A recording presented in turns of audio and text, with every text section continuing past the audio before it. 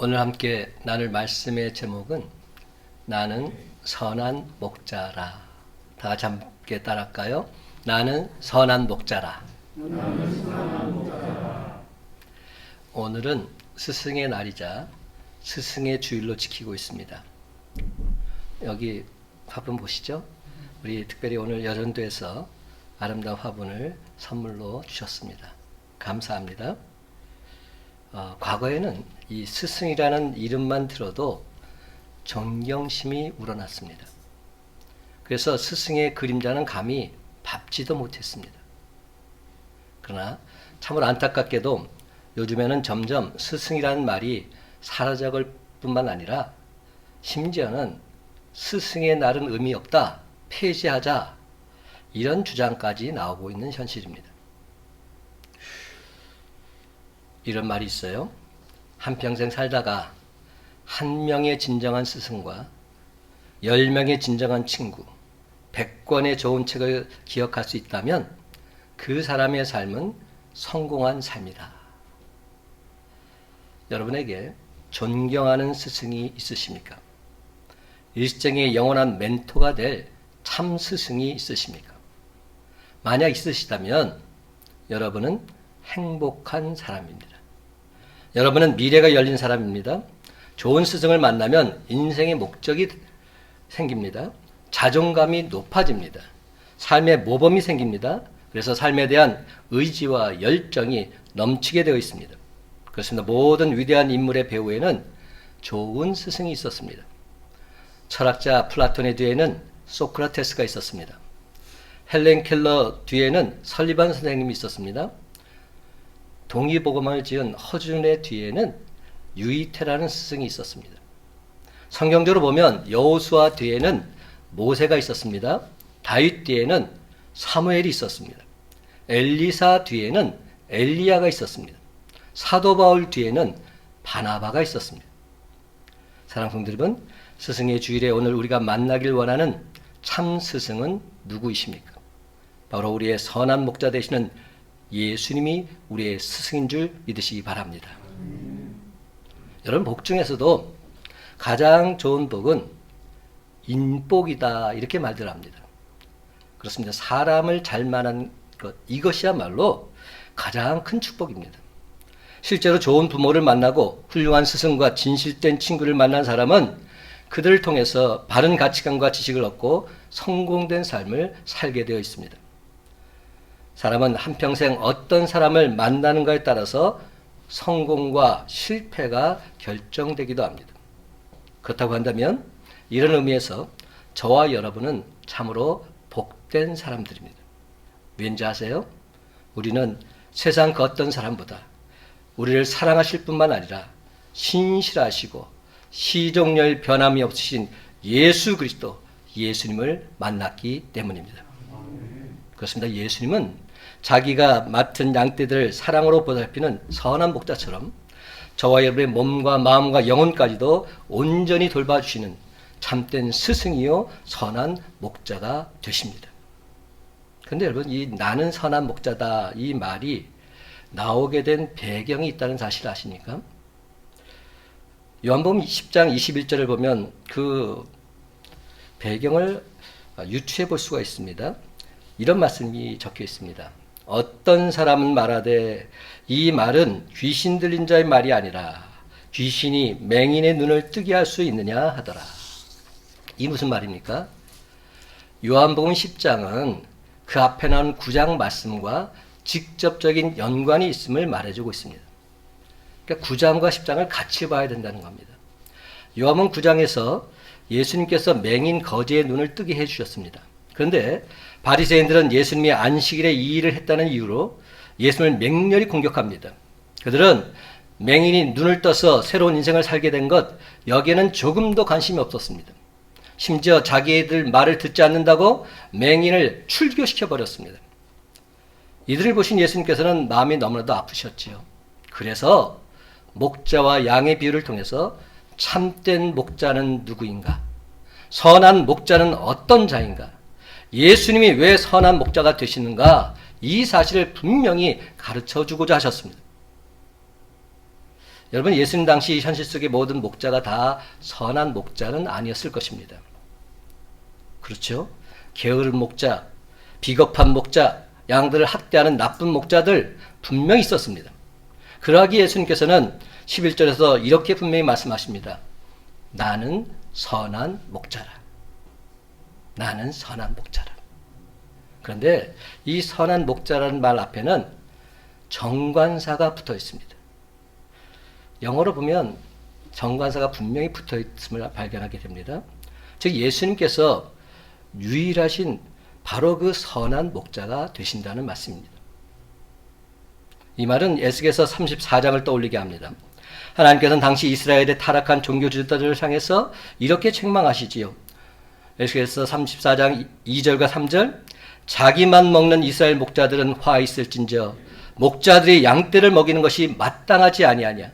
너희가 살진 양을 잡아서 그 기름을 먹으며 그 털을 입되 양떼는 먹이지 아니하는도다.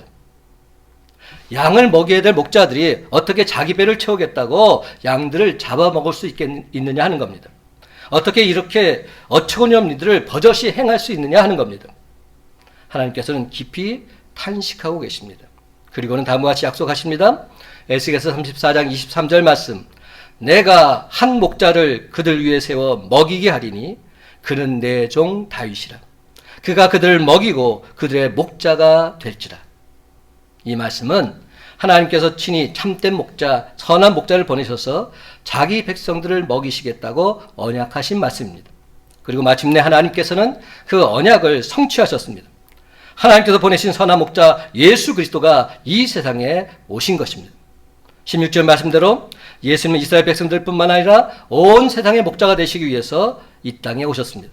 따라서 이 예수님은 우리들에게도 참된 목자, 선한 목자가 되심을 믿으시기 바랍니다. 그렇다면 우리가 만난 참된 목자 예수님, 우리가 닮고 배워야 될 선한 목자 예수님, 과연 어떤 분이실까요? 첫째로 선한 목자 예수님은 앞서가시며 부드러운 음성으로 우리를 인도해 주시는 분이십니다. 앞서가시며 부드러운 음성으로 우리를 인도하시는 분. 요한복음 10장 4절과 5절 말씀 제가 있습니다. 자기 양을 다 내놓은 후에 앞서가면 양들이 그의 음성을 아는 고로 따라오되 타인의 음성을 알지 못하는 고로 타인을 따르지 아니하고 도리어 도망하느니라. 목자는 뒤에서 몰아가는 몰이꾼이 아닙니다. 앞서가는 인도자입니다. 돼지 치는 사람들을 뭐라고 하냐면 돼지치기라고 해요. 이 돼지치기는 어떻게 돼지를 치는지 아십니까? 기다란 막대기를 들고서 돼지 뒤에서 따라갑니다. 막대기로 오른쪽으로 가야 될 때는 어딜 칠까요? 왼쪽 엉덩이를 딱 때립니다. 그러면 오른쪽으로 돼지는 가게 돼 있어요. 왼쪽으로 가야 될 때는 오른쪽 엉덩이를 찰싹 때립니다. 이래서 돼지를 몰아간다는 거죠. 그런데 양은 이런 방식으로는 절대로 앞으로 가지 않습니다. 오히려 때리면 때릴수록 그 자리에 딱 버티고 서서 꼼짝도 하지 않습니다. 양은 목자가 앞서 가야 따라갑니다. 이게 양의 특성이에요. 목자가 앞서 가야 그 양은 따라가게 돼 있어요. 목자는 푸른 풀밭과 맑은 시냇물이 어디에 있는지 잘 알고 있습니다. 그런데 그 길이 항상 평탄하지만은 않습니다. 때로는 험한 길을 걷기도 하고 사나운 짐승들이 많은 그러한 골짜기를 지날 때도 있습니다. 그때보다 목자는 맨 앞에 서서 장애물을 치우기도 하고 안전한 길로 돌아서 가기도 하고 짐승들과 맞서 싸우기도 합니다. 양들은 앞에 간 목자를 전적으로 신뢰하기 때문에 두려움이 없이 그 길을 끝까지 따라갈 수 있습니다. 예수님이 이런 면에서 우리에게 좋은 본을 보여주신 선한 목자가 되십니다. 예수님께서는 자기 부인, 자기 십자가의 길을 가라고 말씀만 하신 것이 아니었습니다. 예수님께서 먼저 십자가의 길을 가셨습니다. 그리고 그 길 끝에는 부활의 영광이 있음을 몸소 보여주셨습니다. 그래서 예수님은 제자들의 향해서 나를 따라오라 말씀하고 있는 겁니다. 예수님의 뒤를 따라서 안심하고서 십자가 길을 걸어가라 말씀하고 있는 것이죠. 그렇습니다. 예수님은 우리에게 내가 앞서갈 테니까 나를 따르라고 말씀하십니다. 그 길이 평탄한 길일 때도 있지만 힘들고 고달픈 길, 앞이 전혀 안 보이는 캄캄한 길일 때도 있습니다. 그럼에도 불구하고 우리가 주님을 따를 수 있는 것은 주님께서 반드시 우리를 가장 좋은 길로 인도하고 계신다는 믿음이 있기 때문입니다. 우리 주님은 결단코 우리를 잘못된 길로 인도하지 않으십니다. 또한 예수님을 따르는 이 길이 진리의 길이요 생명의 길임을 온전히 믿기 때문입니다. 또한 여러분, 우리가 목자가 양을 이끄는 수단을 볼 때 목자가 우선 앞으로 갈 때 양들이 따라오기도 하지만 또 다른 수단은 뭔지 아십니까? 목자의 음성을 듣고서 양들은 따라간다는 겁니다. 목자의 음성에 따라 양들은 따라간다는 사실을 주목해 볼 필요가 있습니다. 양은 시력이 상당히 나쁘대요. 눈이 안 좋다는 겁니다. 그래서 눈이 안 좋은 사람들은 뭐가 발달합니까? 청각이 발달해요. 그렇죠? 마찬가지예요. 양도 시력이 나쁜 반면에 청각은 굉장히 발달했어요. 그래서 양은 음성을 듣고서 이 사람이 목자인지 아닌지 분별해낼 수 있고 따라가야 할지 말지를 판단한다고 합니다. 9장에 나오는 맹인 거지는 본래 앞을 못 보던 사람이라 청각이 더 예민한 사람이었음에 틀림없습니다. 그래서 그는 예수님의 음성을 듣고서 예수님께서 자기의 목자이신 것을 곧바로 알 수 있었습니다. 반면에 바리새인들의 음성을 듣고 보니 그들이 절도여 강도라는 사실 또한 금방 알아차릴 수 있었습니다.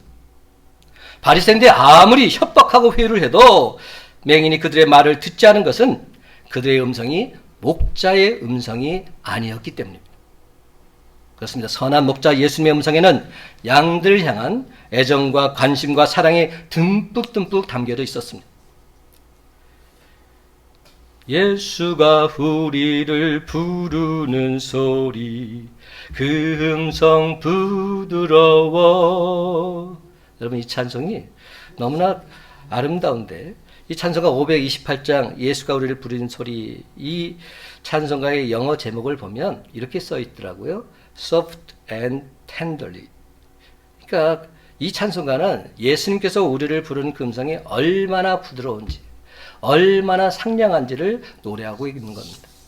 이 부드러운 예수님의 음성을 듣다 보면 모든 의심은 사라지고 모든 두려움은 물러가고 신뢰와 사랑의 관계가 더욱 깊게 형성되어집니다. 그럼 여러분, 이제 우리도 양들에게 또는 동역자나 자녀들에게 부드러운 음성으로 다가가는 그러한 지혜의 자녀들이 되어야 하지 않겠습니까? 그런데 우리는 종종 부드러운 음성에서 부자를 떼어내는 경우가 있어요. 부드러운 음성에서 부자를 떼어내면 뭐가 되죠? 더러운 음성이 돼요. 제가 만든 말인데 더러운 음성이 된다는 거예요. 근데 우리 부모들이 자식들에게 이런 행동을 할 때가 참 많아요.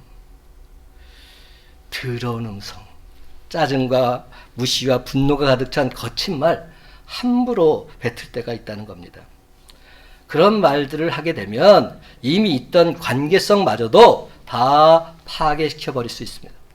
거친 말은 또 다른 거친 말을 낳고 결국 남게 되는 것은 상처와 후회밖에 없게 되는 것이죠. 그러나 우리가 부드러운 예수님의 음성을 계속 듣고 따르다 보면 우리의 음성도 예수님처럼 부드러워지게 될 줄로 믿습니다. 그러므로 사랑하는 성도 여러분, 늘 항상 주님 말씀을 듣고 순종함으로 양들과 주위 사람들에게 부드러운 음성으로 사랑과 애정이 담긴 말을 온전히 전하는 저와 여러분의 복된 삶이 다 되시기를 예수님의 이름으로 간절히 축원합니다. 두 번째로 선한 목자 예수님은 양들을 위해서 목숨을 버리시는 분이십니다. 참 이 부분이 대단한 부분인데, 양들을 위해서 목숨을 버리시는 분. 7절부터 10절까지의 말씀은 시골의 목장을 배경으로 하고 있습니다. 시골에는 도회지보다 공동우리가 없었습니다. 각자 알아서 그 양들을 키워야 했다는 것이죠. 밤새 그 우리를 지켜줄 문지기 또한 없었습니다. 그래서 목자는 밤에 양들을 우리에 넣은 후에 아예 문에 누워서 잠을 잤다고 합니다. 만약 한밤중에 우리에서 탈출을 시도하는 양이 있었다면 어떤 일이 벌어지게 됐죠? 문을 치고 나오니까 결국 목자의 배를 밟고서 지나가지 않을 수 없게 되는 것이죠. 이때 목자는 잠에서 깨어나서 탈출하는 양의 뒷다리를 꽉 붙잡을 수 있었습니다. 이 녀석 어딜 도망가려고? 얼른 우리 아로 들어가지 못해? 여길 나가면 밖에는 너를 잡아먹으려는 사나운 이리떼들 진을 치고 있어. 안 돼! 그러면 양은 큰일 날 뻔했구나 깜짝 놀라면서 다시 우리 안으로 들어가곤 했습니다. 이 경우는 어떤 경우입니까? 목자가 양의 문까지 겸하게 되는 경우를 알 수 있어요. 여러분 요한복음 10장을 자세히 보면 7절에 나는 양의 문이다 이렇게 표현되고 있어요. 바로 여기에서 비롯된 겁니다. 이 목자가 목자 역할도 하지만 문의 역할도 한다는 거죠. 양이 나가지 못하도록 지키는 역할, 그 역할을 하고 있다는 겁니다. 목자가 이렇게 밤새 양떼들 곁에서 문이 되어 주었기 때문에 양들은 절도나 강도, 이리떼를 걱정하지 않고서 편안하게 잠을 잘 수 있었던 것입니다. 또한 11절부터 18절까지는 당시 양을 치던 일을 하던 두 종류의 사람들이 배경으로 등장합니다. 첫 번째는 어떤 종류의 사람이죠? 목자. 또 다른 하나는 어떤 사람들입니까? 삭군. 목자와 삭군. 여러분 목사도 목사가 있지만 삭군 목사도 있어요. 오늘날 제가 그런 모습을 보면서 참으로 안타까울 때가 참 많습니다. 근데 세상 사람들은 저 사람이 삭군 목사인지 모르잖아요. 그러니까 교회가 전체적으로 욕을 먹게 되는 그런 안타까운 일을 보게 되는 것이죠. 목자에도 참된 목자가 있지만 삭군 목자가 있다는 겁니다. 자기 양떼를 소유한 자가 목자라고 한다면 삭군은 뭡니까? 고용된 목자다 이렇게 말할 수 있어요. 고용된 목자. 평소에 양치는 모습을 보면 누가 목자이고 누가 삭군인지 구별하기가 쉽지 않습니다. 왜냐하면 똑같이 양들에게 먹이를 주고 돌봐주고 있기 때문에. 그런데 목자와 삭군을 확연하게 구별할 수 있는 때가 오게 됩니다. 바로 이리떼가 나타났을 때입니다. 이때 삭군은 양떼를 버려두고 도망을 가버립니다. 왜입니까? 내 양떼가 아니기 때문에. 나랑 상관없기 때문에. 삭군은 말 그대로 뭐가 목적입니까? 돈 받는 게 목적입니다. 삭시 목적입니다. 목숨까지 걸고 양떼를 지켜줄 이유가 1도 없는 겁니다. 그러니까 내 목숨 살려라고 도망가는 것이죠. 그러나 목자는 다릅니다. 목자는 양떼가 자기 양떼이기 때문에 결코 도망가지 않습니다. 선한 목자는 끝까지 목숨을 잃을 위험을 무릅쓰고 이리떼와 맞서서 양들을 지켜냅니다. 이처럼 선한 목자는 자기를 위해서 살지 않고 양들을 위해서 삽니다. 양이 수단이 아니라 양이 목적 그 자체가 되는 것입니다. 그렇습니다. 선한 목자는 양들을 아끼고 사랑하고 양들을 중심으로 생각하고 생활을 합니다. 선한 목자는 자기 목숨보다 양들을 더 사랑하기 때문에 양들을 위해서 살고 양들을 위해서 죽습니다. 그렇습니다, 여러분. 양들을 살리기 위해서라면 자기 목숨도 버릴 수 있는 사람이 선한 목자입니다. 예수 그리스도, 예수님이야말로 진정 우리들의 선한 목자가 되심을 믿으시기 바랍니다. 예수님께서 십자가를 통하지 않고서는 죽어가는 영혼들을 살릴 수 없음을 아셨습니다. 그래서 예수님은 양들을 향한 뜨거운 사랑으로 스스로 자기의 목숨을 죽음 가운데 내려놓으셨습니다. 여러분, 양하면 어떤 느낌이 드세요? 많은 사람들이 양하면 굉장히 포근한 느낌을 받고요. 평안한 느낌을 받더라고요.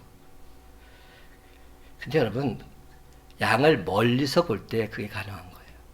솔직히 양은 멀리서 보면 너무나도 예쁘고 아름답게 보여요. 근데 제가 그 성지 순례를 이스라엘 갔는데 가다 보니 광야에서 목동이 양을 치고 있었어요. 그래서 많은 사람들이 야, 참 신기한 장면이다. 우리 내려서 보자. 그래서 내려서 그 장면을 보게 됐어요. 우리가 상상했던 그런 장면이 나올 줄 알았는데 그렇지 않아요. 실제로 가까이 가서 보니까 냄새가 얼마나 나는지 가기가 싫은 거예요. 냄새가 지독히 나는 겁니다. 우리가 집에서 강아지나 고양이를 기르면 또 잘 목욕도 시켜주고 잘 관리를 하기 때문에 전혀 그런 문제가 없지요. 근데 양들을 방목하면 누가 그 양들을 시켜줍니까? 그러니까 모든 더러운 것들이 다 붙어 있는 겁니다. 그러니까 엄청 냄새가 나요. 털이 얼마나 지저분한지 꾸질꾸질해서 볼품이 없는 겁니다. 그래서 사진 찍으러 갔다가 아유 싫어. 그리고 다시 올라타고 말았어요. 우리 또한 양을 잘 모를 때는 무조건 사랑스럽게 보입니다.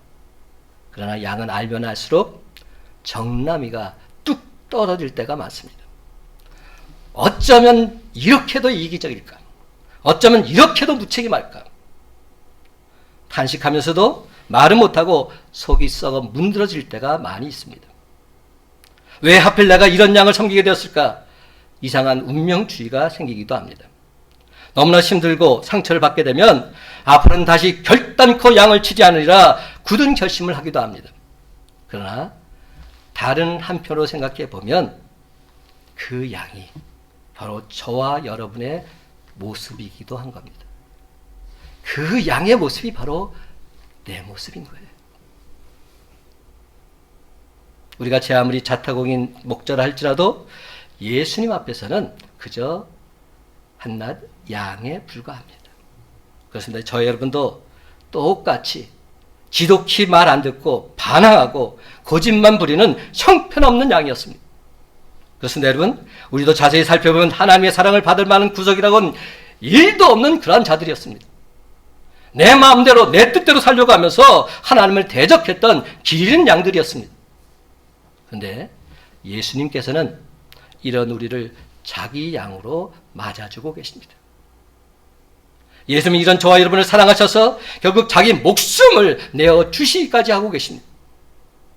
여러분, 예수님은 고상하고 훌륭한 양들을 위해서 죽으신 것이 아닙니다. 죄로 병든 양들, 반발하고 불순종하는 양들을 위해서 죽으셨습니다. 바로 나 같은 죄인을 위해서 죽으신 것입니다. 한번 자기 양으로 삼으신 이상 예수님께서는 우리를 영원토록 변함없이 사랑해 주십니다. 그럼 여러분, 우리가 이러한 선한 목자 예수님을 생각할 때 잘라버리고 싶었던 양들 또다시 찾아가지 않을 수 없습니다.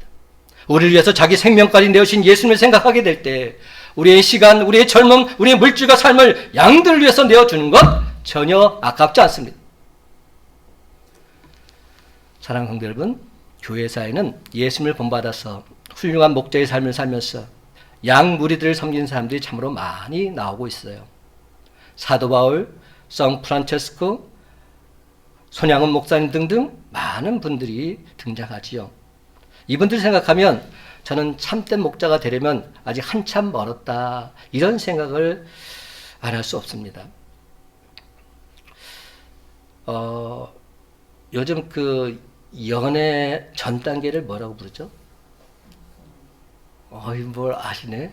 그걸 썸 탄다고 그러더라고요. 썸이 뭔가 했더니 바로 연애 전 단계래요. 그러니까 연애 전 단계가 뭐냐 했더니 연애하는 것도 아니고 안 하는 것도 아니고 뭐 그런 상태래요. 그러니까 간을 보는 상태예요. 근데 제가 그 장면을 보면서 내가 바로 그런 자가 아닌가, 내가 바로 썸 타는 목자가 아닌가, 이런 생각이 드는 겁니다. 우리 신앙인들이 지금 그런 신앙생활을 하고 있지는 않은가. 주님 앞에 나와서 예배 드리면서 예배 드려보자. 그러니까 마치 주님을 위해서 그냥 내가 예배 드려주는 것처럼 그렇게 주님 전에 나와서 습관적으로 신앙생활을 하고 있지는 않을까.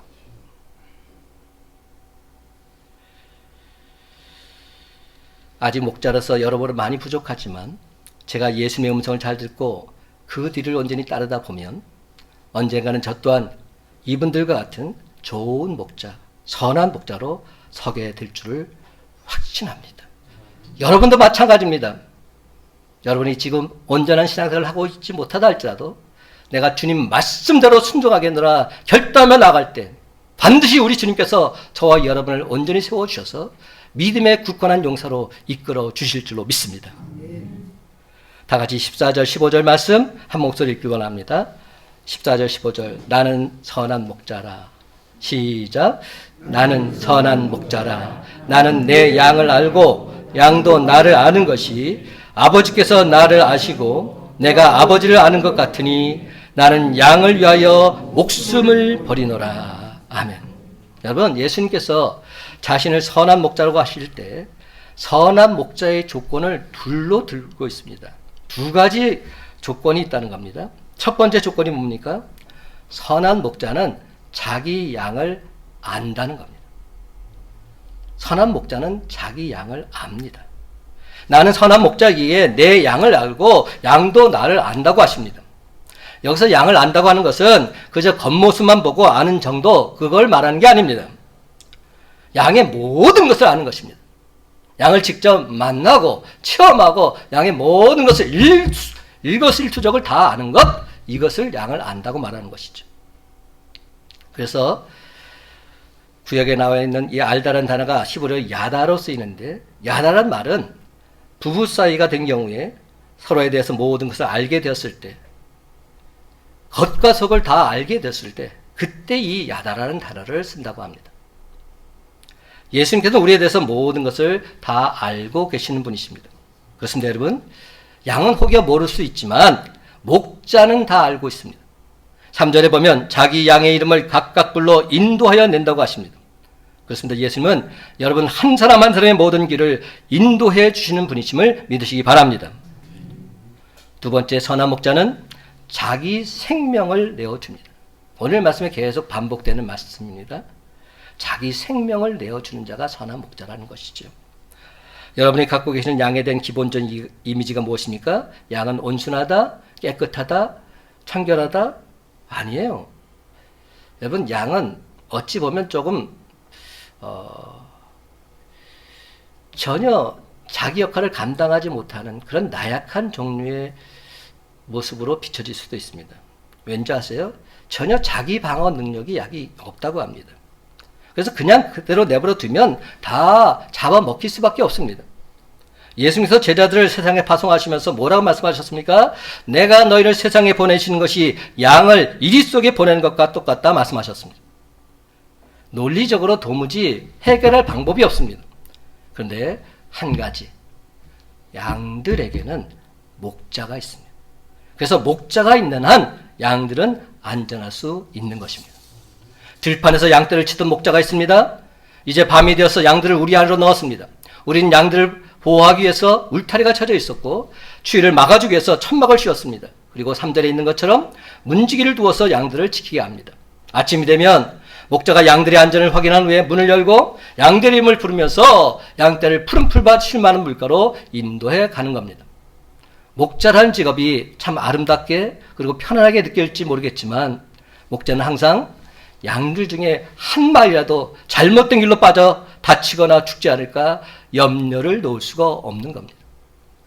또한 양을 호시탐탐 노리는 늑대나 이리 같은 맹수들의 공격에도 늘 대비를 하고 있어야 합니다. 더더군다나 땀 한 번 흘리지 않고 남의 것을 거저 먹으려는 양도둑들이 있어서 한시도 눈을 뗄 수가 없는 겁니다. 그런데 더 큰 문제는 울타리 안에도 있다는 겁니다. 돈 때문에 양을 팔아먹고 자기 배를 채우는 사꾼 목자도 있기 때문입니다. 당시 예수님 말씀하실 때 양들은 하나님의 백성인 이스라엘 백성들, 또한 오늘날의 그리스도인을 상징한다 할 수 있습니다. 하나님 그들을 안전하게 지키시기 위해서 울타리를 쳐 놓으셨습니다. 여기서 울타리가 어떤 의미일까요? 여러 가지로 생각할 수 있습니다. 하나님이 주신 율법, 종교, 그리고 성전, 더 크게 말하면 오늘날의 교회까지 확대 해석할 수도 있습니다. 근데 그 울타리 안에 도둑과 강도가 들어온 겁니다. 그들이 교회 안으로 들어온 목적이 무엇입니까? 10절에 분명히 답이 있습니다. 도둑이 오는 것은 도둑질하고 죽이고 멸망시키려는 것뿐이라. 도둑이 침투하는 이유는 분명합니다. 도둑질하고 죽이고 멸망시키려는 데 있습니다. 그들은 울타리를 허물어서 양들을 죽이고 교회를 파괴하려 했습니다. 근데 더 큰 문제는 울타리 안에 있으면서도 자기 배만 채우는 사꾼 목자들이 있다는 겁니다. 그들이 누굽니까? 성경에서 분명히 말하죠. 대제사장들, 서기관들, 바리새인과 사두개인들, 그들을 말씀하고 있습니다. 복음서를 보면 사꾼들의 잘못된 행태에 대해서 잘 기록하고 있습니다. 그들은 외식하는 자들이었습니다. 교만한 자들이었습니다. 그들은 잘못된 법을 만들어서 자신들이 정한 법을 지키지 않으면 정죄했고, 순수한 종교심을 조장해서 하나님의 이름을 빙자해서 성전 내에서 장사하는 자들과 결탁해서 돈을 모았던 자들입니다. 무엇보다 그들은 양들을 위해서 존재하는 것이 아니라 양들이 자신들을 위해서 존재하는 것처럼 그들에게 철저한 희생과 봉사를 요구했던 자들입니다. 그렇습니다. 이들은 항상 말만 앞섰지 손가락 하나 까딱하지 않는 그러한 자들이었습니다. 그런데 여러분, 이러한 자들이 오늘날 교회 안에도 있다는 겁니다.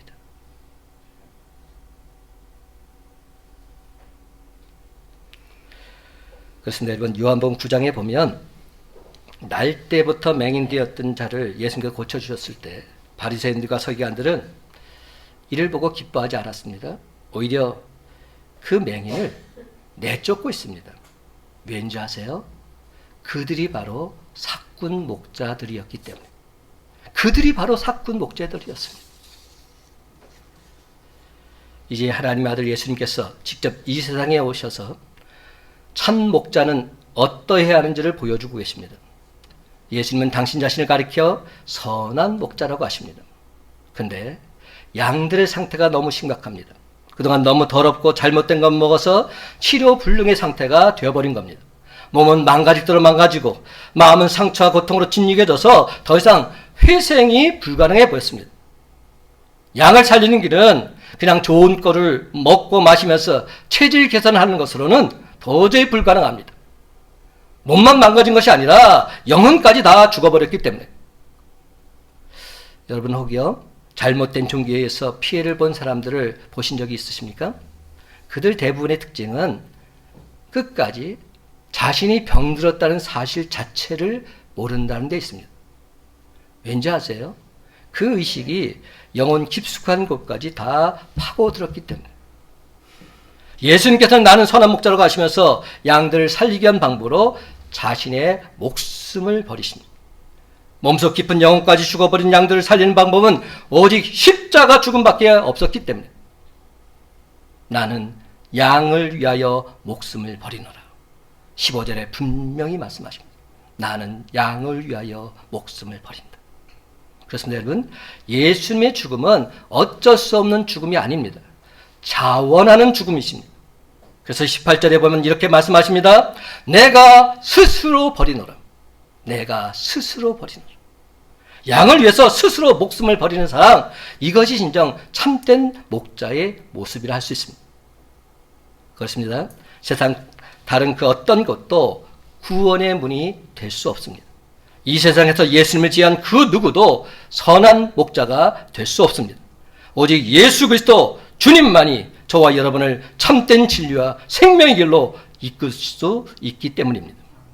요한복음 14장 6절은 말합니다. 예수께서 이르시되 내가 곧 길이요 진리요 생명이니 나로 말미암지 않고서는 아버지께로 올 자가 없느니라.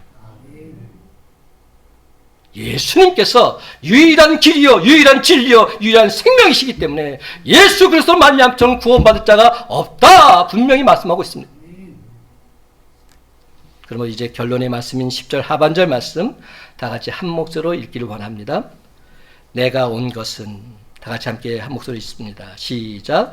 내가 온 것은 양으로 생명을 얻게 하고 더 풍성히 얻게 하려는 것이라. 아멘. 예수님께서 이 땅에 오신 목적이 분명히 나옵니다. 내가 온 것은 양으로 생명을 얻게 하고 더 풍성히 얻게 하려는 것이다. 사랑하는 성도 여러분, 이제부터는 여러분의 삶을 우리 주님께 온전히 맡기시기 바랍니다. 그러면 선한 목자이신 주님께서 양물인 저와 여러분에게 전혀 부족함 없는 풍성한 꼴을 완벽하게 제공해 주실 줄로 믿습니다. 시편 23편 1절과 2절을 말씀합니다. 여호와는 나의 목자시니 내게 부족함이 없으리로다. 그가 나를 푸른 풀밭에 누이시며 쉴 만한 물가로 인도하시는도다. 아멘입니다. 그렇습니다, 여러분. 선한 목자이신 우리 주님만을 온전히 믿고 따라갈 때 늘 언제나 푸른 풀밭, 쉴 만한 물가로 인도함 받게 될 줄로 믿습니다. 이제 말씀을 맺습니다.